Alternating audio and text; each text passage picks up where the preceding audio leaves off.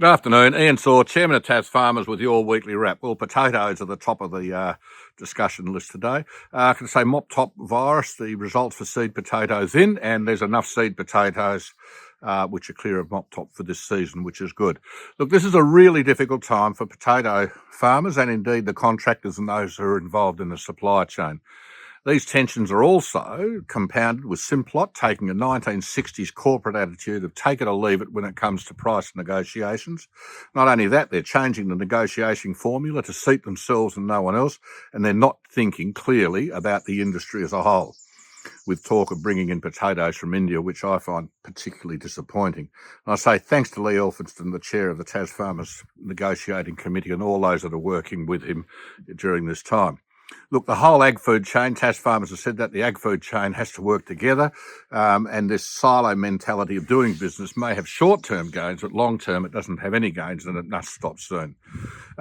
Look, Australia, we all know, is highly regulated, and in Tasmania, farmers are incredibly cost-effective at producing very, very clean food to the farm gate. However, once we leave the farm gate, we have no control over the logistics or manufacturing or anything else.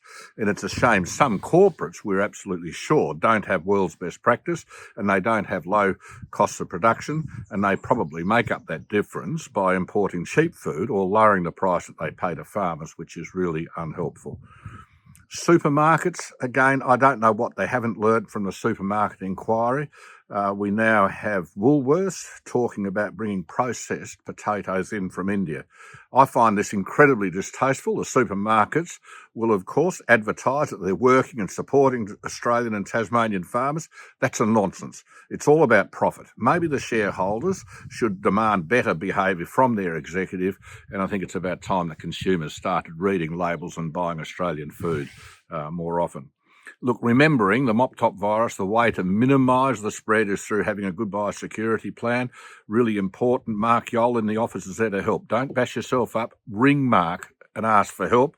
At the same time, you visit the TasFamers website and put an expression of interest in for an aluminium biosecurity sign. So please ring the office. Nathan and staff have been in the northeast this week talking to a range of people about irrigation, sheep, beef and others, which was very good. Last week, if you watched Landline, you would have seen on King Island, and you would have seen Taz and Sophie, both TasFamers drought coordinators in conjunction with the Drought Hub.